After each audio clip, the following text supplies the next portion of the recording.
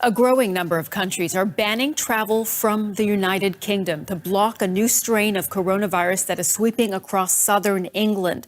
Now, the measures are already causing havoc at airports and other travel hubs in the UK, which is now effectively cut off from continental Europe. Now, the governments of Ireland, France, Belgium, the Netherlands, also Denmark, Germany and Poland also on this list, Austria, Italy, and also Bulgaria. All these countries are barring entry for people who are traveling from Britain. More are expected to follow suit. The new coronavirus mutation is believed to spread more quickly, forcing the British government to impose a strict lockdown on the capital, London, and nearby areas.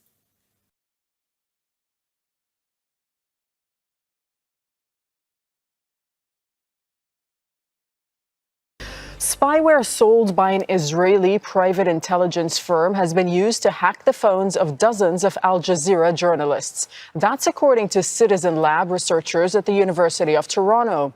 The digital security watchdog says the unprecedented cyber attack is likely to have been ordered by Saudi Arabia and the United Arab Emirates. Investigators say mobile phones were infiltrated with malicious codes, which uploaded data onto foreign servers.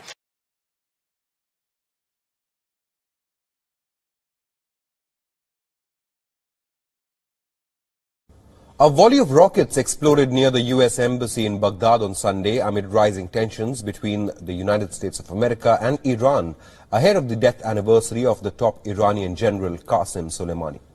According to the Iraqi army, at least 8 Katyusha rockets landed in Baghdad's heavily fortified green zone targeting the U.S. Embassy. Iraq's security forces issued a statement following the attacks, saying the attacks caused material damage but no casualties.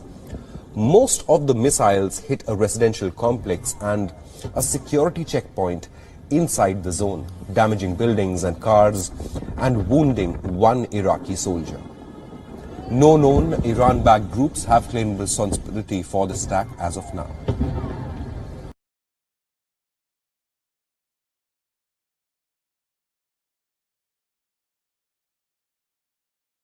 In recent weeks, many shops selling alcohol in the capital have been targeted in bomb attacks, and one shop owner was shot dead in a drive-by shooting.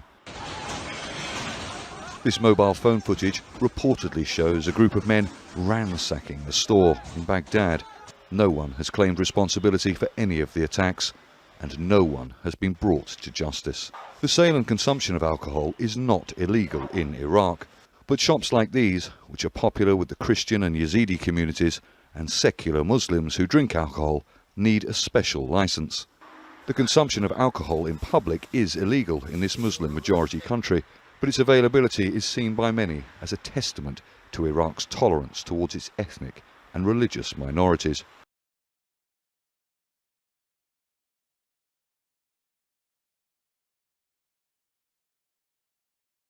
Sudan has sent significant military reinforcements to the border with conflict-hit Ethiopia days after the army said troops were ambushed there by Ethiopian forces.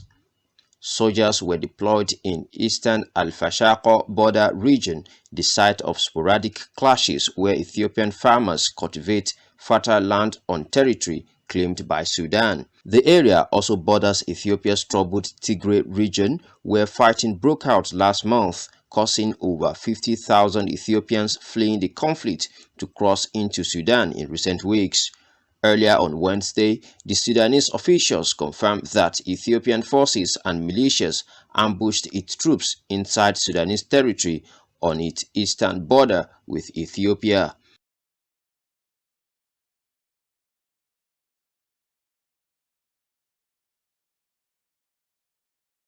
Meanwhile, Taiwan has deployed its Navy and Air Force amid Chinese military aggression. 6 warships and 8 Air Force aircraft have been directed to stand guard and monitor the Chinese warships' movements after they sailed near Taiwan. The Chinese aircraft carriers sailed through the sensitive Taiwan Strait a day after a U.S. warship transited the same waterway. Taiwan said that the aircraft carrier called Shandong, which was formally commissioned a year ago, was accompanied by 4 warships. China has previously said that such trips by its carriers through the strait are routine missions which are aimed at protecting its sovereignty. While it is not the first time that China's carriers have passed close to Taiwan, it comes at a time of heightened tensions between Taipei and Beijing, which claims that the self-ruled island is its own territory. Beijing has also been angered by increasing US support for Taiwan, including new arms sales and visits to Taipei by senior US officials recently.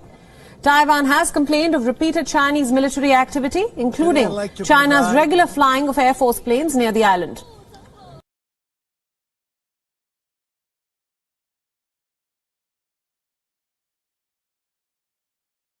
The 53-year-old South Korean man was imprisoned for 20 years on charges for rape and murder of a 13-year-old child that he didn't commit in 1988.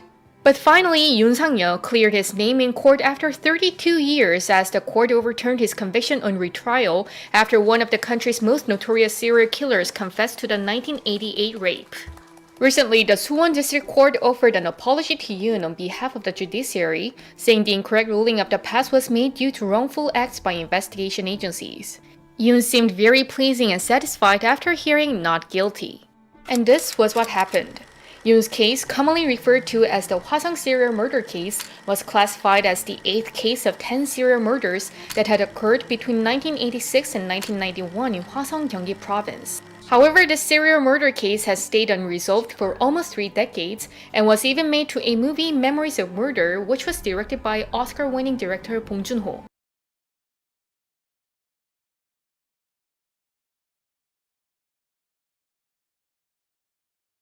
Israel wants a shot at a COVID-19-free New Year.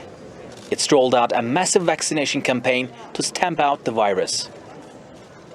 But 5 million Palestinians living in the occupied West Bank and Gaza aren't getting the same jobs. Palestinian leaders say they can't afford the vaccines that cost around $20 to $35 a dose. But Palestinians are hoping aid groups will be able to deliver the inoculation soon. The Palestinian Authority expects the World Health Organization to meet 20% of its vaccine needs. Palestinians are also pinning their hopes of a global consortium of 92 low-income countries working to deliver more affordable vaccine. But even after they secure vaccine supplies, Palestinians face logistical problems.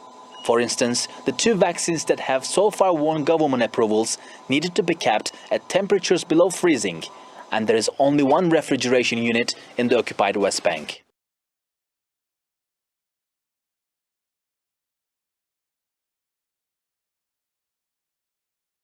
Germany and Finland have repatriated 23 of their nationals, mostly women and children from Syria. Some of them were under criminal investigation for allegedly belonging to the Islamic State terror group.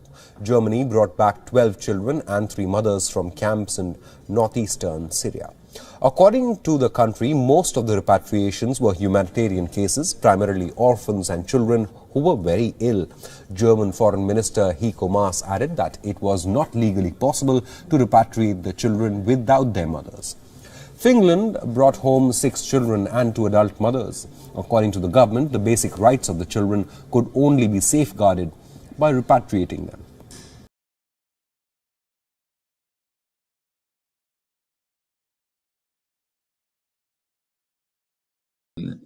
At some stage before we finish the hearing of oral evidence of the Commission, I will also hear evidence from President Ramaphosa, and I will hear evidence relating to from the ANC. Those dates have not been determined. But those dates will be determined in due course. But during the parliamentary oversight week, the ANC might